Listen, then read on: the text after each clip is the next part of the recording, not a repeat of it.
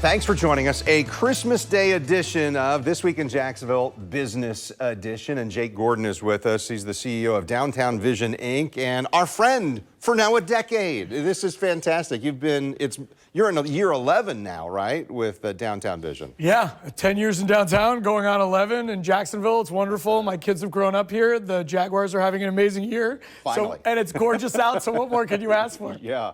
So what I'm going to ask for then is let's talk about downtown. I know annually you guys do a State of Downtown report.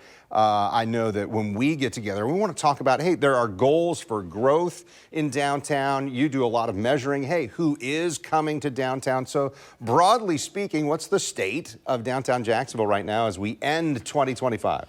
Yeah, it's hard to believe 2026 is upon us, Ken. Thanks for having me. Yeah, Downtown Vision, we do a State of Downtown report every year. This will be the 11th that I participated in, and downtown is still doing great. I think the people of Jacksonville have heard a lot about downtown over the last 10 years, and it's unbelievable the progress we've made, but really all that's really highlighted is how far we have to go. So I still think if you think about Jacksonville, how much is left to add is still a big part about our report and what we look at. And we look at a lot of different metrics. People can find it at dtjax.com. And, almost all of the metrics are up. Only a couple of them are down. But again, I think most people feel like that this shows that this progress just needs to continue. Kind of like when you win games, people just want you to win more games and things like you're that. really enjoying the Jaguars run, I aren't really you? am. That was a not-so-veiled reference to the Jaguars. I love it when won we're 6 good. in a row. Yes, everybody loves it when the Jags are good. So let's talk about some of those key statistics. I mean, one of the things we've talked about for a while, there's been a goal. We want so many people living in downtown. Where do we stand on that effort and part of getting to a point where we've got 10,000 or more who live downtown? Well, we've got to have more residential units. We've got to have some food available, all of those sorts of things, right? Yeah, and I think building a city is a complicated thing, and you look at that, and it doesn't happen overnight. It really happens in decades. You look at residents, and so we have about 9,000 residents that are in downtown Jacksonville, which is a lot more than before. Even we only had 8,000 a year ago, so this is an 18-month look back. So you just look at that, and then you look at the goal of the DIA and the new CEO, Colin Tarbert, and Mayor Deegan and City Council. We want, way more residents. I think he said recently, like 20,000 residents or something. Like it's supposed to be about 5% of the population of our city that lives downtown. And with that, to your point, that's when you get those amenities. Retail follows rooftops. There's this idea that as you have a neighborhood, and downtown has been a neighborhood, but really the things that we really wanted about it really need people living nearby. And you see, especially younger people are much more likely to choose downtown as a place to live than before. And if you come downtown, which hopefully you can, you'll see all these residential developments that are popping up all over. So it's interesting because when I moved here 15 years ago, I had to kind of get my head around, okay, Jacksonville, really even downtown, there are different districts of. I mean, there are a lot of communities within what we call downtown. Is that right? Yeah, absolutely. I mean, even just downtown, which is only 3 square miles and like 860 square miles or whatever it is. And then I can never figure out if you count the river or not, 740 if not. But you look at that, there's a lot of places to live downtown. There's Brooklyn, there's La Villa, there's North Vancouver, there's even, a residential going up right by the stadium. And then those are close by, but in, 3 square miles doesn't sound that big, but in terms of the people, the idea of a walking environment, like are you really going to walk from the stadium all the way over to La Villa, which is why we have the Navi, JTA, autonomous vehicles, and you look at what we're trying to do. But downtown could be its own city in terms of the way it's being built. And I think, Jacksonville's a massive city and a great city, but the size has always made it a little bit harder to talk about it. That's why since the Downtown Investment Authority was created under Mayor Brown, you look at there's been a little more focus and there's an agency more focused on just that area, which is part of how we're measuring that success. But yes, I mean, and then you think of Jacksonville's neighborhoods. There's so many neighborhoods to live in Jacksonville, and we have this huge city that we're all in, but it's part of the development strategy that we have as a city. So the focus for This Week in Jacksonville Business Edition is economic growth and development. So I wanted to hear about some of the downtown development pipeline. Your team provided me some of these figures, but $6.5 billion. Maybe break that out for me and what's involved, because a lot of stuff has happened, is happening, and is yet to come, right? Yeah, I'm smiling because I think the regular person in Jacksonville, and I talk about downtown a lot. It's been 10 years of talking to someone in Publix and Winn-Dixie about downtown. We do break that down because I think some people think that number is all things that are proposed. And so $2.5 billion of that $6 billion is proposed. proposed, meaning it might never happen. You know, this idea of city of renderings, we try to lean into that. The reality is $2.5 billion of that is literally under construction right now. Like if you live at the beach or you live in, you know, Baldwin or you live nearby, you might not come downtown more often. And even if you come downtown, you might come across Matthews and not ever go by Riverfront Plaza or something like that with all these bridges we have. So you look at that, I mean, that is a real number, $2.5 billion under construction. When I got here 10 years ago, there was no real cranes in the sky. We were coming out of this economic kind of collapse in 2007 where Florida was the center of all that. Yeah. And then now there really is this investment. I mean, we have multiple projects that are, you know, billions of dollars. Like Gateway Jacksonville's Pearl Square is a $2 billion project. You know, University of Florida is building in downtown Jacksonville. It's not like, oh, this is hypothetical. It's literally like this is happening. And even the world-class public space that we're building, like Riverfront Plaza, people are like, when's it going to open? You're like, yeah, they already have the tree lighting there. Like, you can come down right now and go to the playground. So I think that's what a normal resident of Jacksonville has been hearing about downtown a lot. And that's where, you know, we want you to read our report, but we also want you to come downtown and see all the progress that actually is happening. You know, $2.5 billion of construction that's happening right now. That really is more than the entire amount that was in 2015 that was even being proposed. That's how different things have changed. There's a Whole Foods being built downtown. There was a Publix that was just approved. There's so much happening that even our report, even though it's only been out a couple months, is already out of date because things keep popping up every couple months. So very, very positive in terms of building this part of our city. So, Jake Gordon, what has changed? Why has it gone from just proposals and renderings to, hey, it's really happening, we see the cranes and things are coming up out of the ground? Well, I'd really start with the leadership. I mean, you look at Mayor Brown, even going back to Mayor Delaney, Mayor Payton, Mayor Brown, Mayor Curry, now Mayor Deegan, and then you look at City Council. Like when I got here, my board of directors that hired me from New Jersey was like, you know, you're gonna have to tell people why downtown matters, which we still kind of have to do, but not really to the leaders of our city. They understand that this is an economic driver for our city. If you pick another city that is doing very, very well, Nashville, Charlotte, a lot of them are in the South, which I like, you know, the idea that they have built off a strong, dense center. So you look at taxable value in the downtown core is about 5 to 6 times what value is in the suburbs of our city. And why that matters, even if you live in the suburbs and never come downtown, is because that's the money the city gets back in taxes that it can deliver back. So Jacksonville's been unique in that the suburbs have been trying to pay for downtown, but the whole goal is to have downtown pay for all the suburbs. If you go to Cleveland, they've done so much in their downtown that throws off cash. Mayor Frank Jackson back when he started, and now they have a convention center, they have all these things, and now that dense urban center that has a lot of tourists helps pay for the suburbs and all the infrastructure and all the things that they need. So it's not like it's just Jake Gordon's telling you, it's that this idea that leadership has really understood that a great city needs a great downtown because that's part of a good business strategy for a city, to create a dense urban center. Stacking people on top of each other is a very solid plan, and then you can, and you look at South Florida, it's like similar, and they have a lot more things that we want, like those amenities, pay for their parks, pay for their roads, pay for a lot of things. And when you're sprawling, it doesn't work like that in terms of the business strategy. Part of what we wanted to talk about was public space improvements and why that's important. And I think your team was saying, hey, because it creates a life beyond just the 9 to 5 of people downtown working, right? And you know, I mean, that's where that goes to the neighborhood for downtown Jacksonville, which is important. But the reality is, to me, it's also about an amenity for all of Jacksonville. Why do you want to come downtown? So even though office workers are not coming down as often as they were, what is the thing that downtown's going to deliver to you if you live in Mandarin, if you live in Baldwin, if you live at the beach? And the reality is this world-class public space. We went from having basically no real signature playgrounds in Jacksonville to now we have 3 within sight of each other. One at Riverfront Plaza, one across the way at Friendship Fountain, the other one further down at River's Edge. And you look at what do people want to do with their kids this holiday season? They want to come down. Where are the fireworks? They're over the bridges in downtown Jacksonville. You just look at what does downtown mean to you. You look at where we put the stadium, and the stadium in the future is going to house our Super Bowl winning Jacksonville Jaguars. And you look at just what we want to spend our time. I know. And then where are we going to have our parade, Kent, when we win the Super Bowl?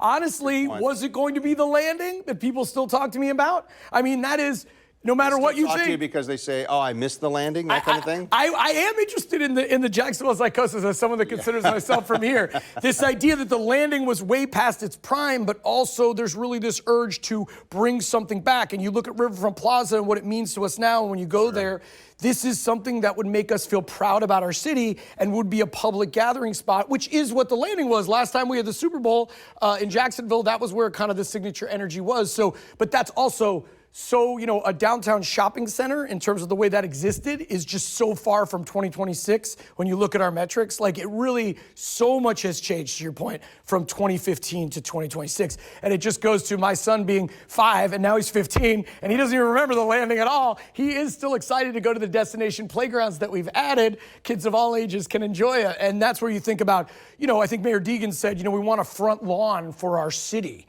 And the idea is we don't have that any other place. So you could be very cynical about Jacksonville, but like if you were going to build signature world-class parks that the whole world should enjoy when they come to Jacksonville, shouldn't those be in downtown right on our river? So it is a plan that makes sense, and the leadership has, moved it a lot forward. And also, we do have a long way to go. We still have a lot to add that will be an amenity for our city. Well, it's something that's in progress. Hit a little bit of a hiccup with funding and what have you is Emerald Trail. You've talked to me before about this. That's a connector for downtown and these various communities that we just talked about a moment ago, right? Yeah, and I think that pairs to the public, to the parks. And then you think about, I even think about transit. You look at this Navi Autonomous that I mentioned with JTA's doing. All of that is being built for the future. Like, if you're going to judge the Navi on its ridership yesterday, that is unfair to this future vision of what we want our downtown to be. And if you go to Atlanta and try to ride around in their traffic, you realize they should have built transit like 20 years ago. And that's just how cities are built. It's like Trevor Lawrence throwing a ball. It's where the receiver is going, not where they are right now. So you look at the Emerald Trail and the great work Kay and them have done. You look at what we're building as an amenity that's going to build on itself for the future. And then it's going to dovetail into our downtown streets, which will help retail, which will be an amenity for residents, which will give people a reason to live downtown, another reason.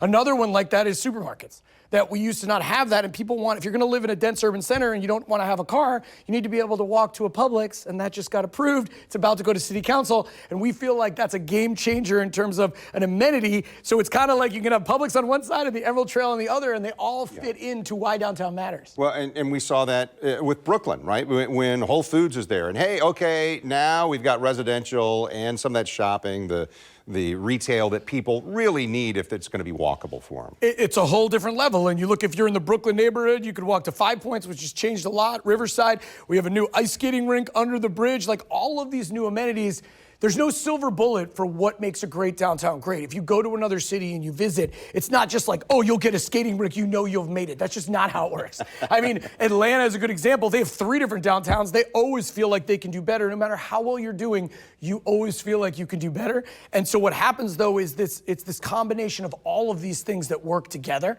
And then, it takes investment. It takes people that are willing to risk their own money. So you look at going back to WJXT, they are spending their own money to bet on downtown Jacksonville to make this area great, and the scale that they're working on, and they're going to work closely with like University of Florida and these other anchor institutions. And really, if you zoom out and look at a downtown of the future, which we show in our report, you have an anchor on one side with the Stadium of the Future and all of that build out in the entertainment district. You have an anchor on the other side with University of Florida. You have the Emerald Trail in between and all of these riverfront parks on both sides of the river. And you just look, if you really squint hard, you can really see all of the future, which again, we've done so well, but we probably need another decade of that. And then once you get there, like if you go to Nashville today, you go to the Gulch, you go to there, you just feel like, oh, this is the way it's always been. And that's just not true at all. Yeah, and I mean, Tampa, same thing. People are like copying Tampa. If you go back to the 90s in Tampa, people are like, why are there only parking lots? What's going on? It's a systematic strategy of investment with the private sector and the public sector leadership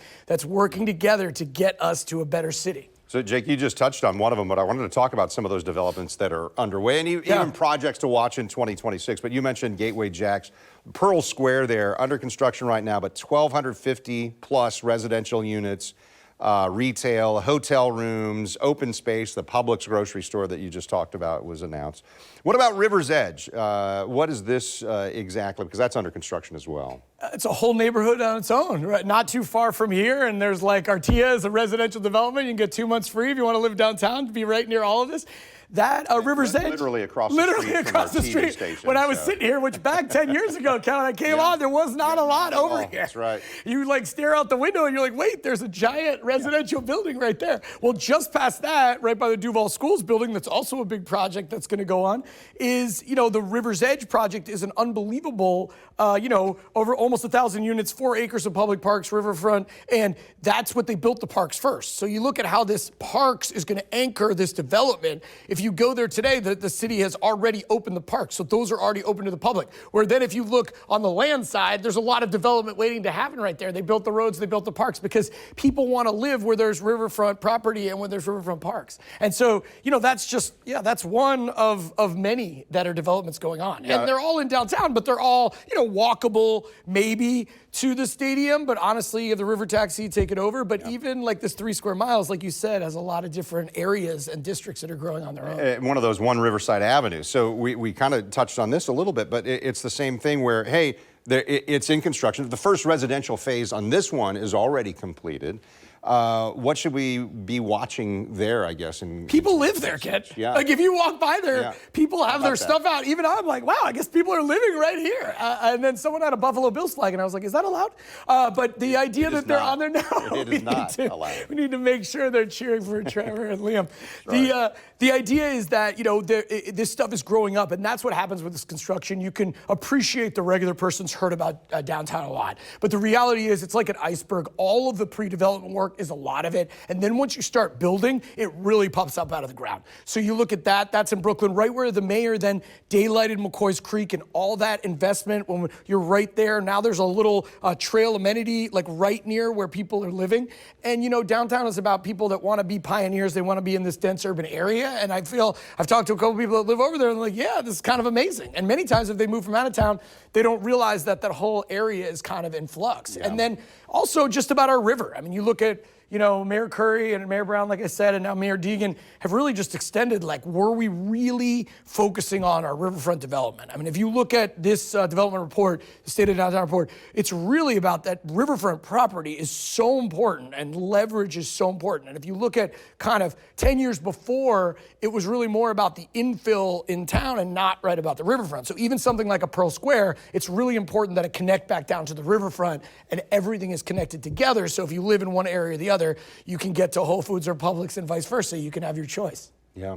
Other projects. You mentioned one, University of Florida, the graduate campus, and the Florida Semiconductor Institute that's going in there. We heard just even this last week, the sale is finalized for some of the property there. It's happening. And initially they'd said we wanted to start classes in 2025, maybe not. Didn't happen. But 2026 is on the way. And I'm laughing because it's unbelievable that we have University of Florida coming to our downtown and building. I mean, Gainesville, they have really focused on Gainesville. You look at higher education changing and the way it's been changing, but if you look at Jacksonville, one of the big high-level strategies back even before the DIA was formed was how do we align ourselves with higher ed? Because downtowns really have an eds and meds strategy. And what's really interesting about downtown is we have the meds. You look at Baptist and MD Anderson and everything, and even U of Health, which is kind of right adjacent. There's a lot of meds, and Jacksonville overall has amazing medical institutions.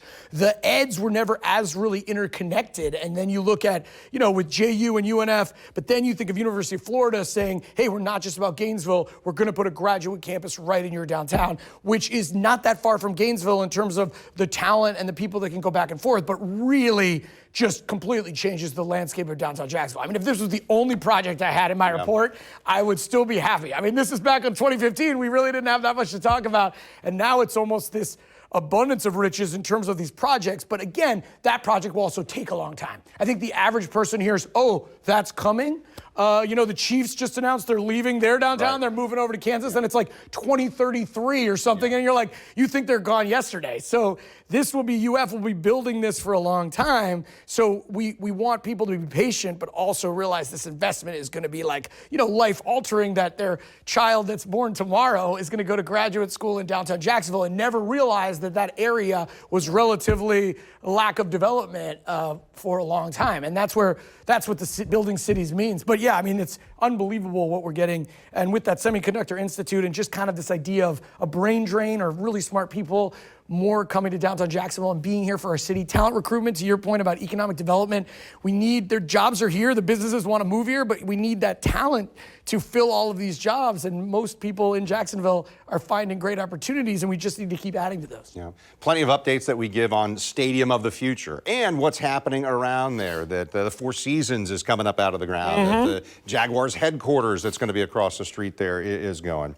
But there's also the Shipyards West Park. Tell me a little bit about that. I know there's like a $50 million investment there for what's going on there. We see some of the museums and everything in Shipyards West. Yeah, so I think you look at the entertainment district with the stadium anchoring it, and so happy that the mayor and the elected officials of our city kind of made that investment, partnering with the Jaguars, who are here to stay. And you just look at the intangible value of the Jaguars are just, so valuable. And then you look at just the investment that they, as the Khan family, are making in that area. And it's really about a world-class experience, which they do have in the stadium. And as someone that's gone to the swimming pools that are the only one that we have in the whole NFL, but then you look at how we need to get way ahead of it and upgrade our experience and how that experience is changing where, my son and daughter want a different experience than maybe we had sitting in the nosebleeds way out. So then you think about, every district, like we mentioned the Chiefs, a big part of that and what like they've done in Atlanta with the Braves, where usually you have to move out of a downtown to get that, is to create this mixed-use environment where there's people living, working, and playing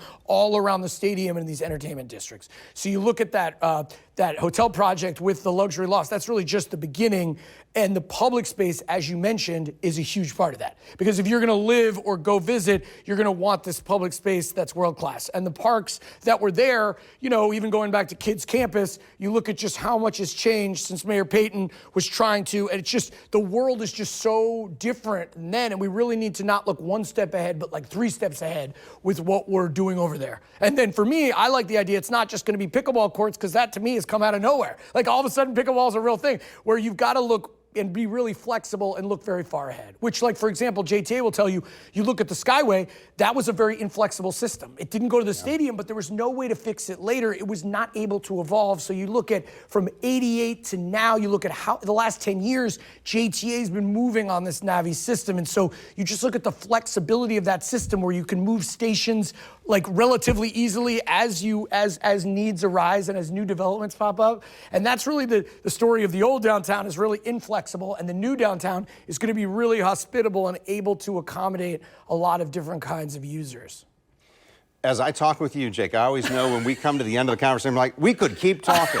And I tell you what, we're going to take a break there, and it'll give us more to talk about the next time you come on. Jake Gordon, CEO at Downtown Vision Inc., thank you so much. Appreciate it. And for showing us what to look forward to in 2026. Appreciate it. Thank you. And appreciate you. Thanks for finding us. And wherever you get your podcasts, go ahead and make sure you like, follow, subscribe. New episodes of This Week in Jacksonville Business Edition come out Thursdays at 9 a.m.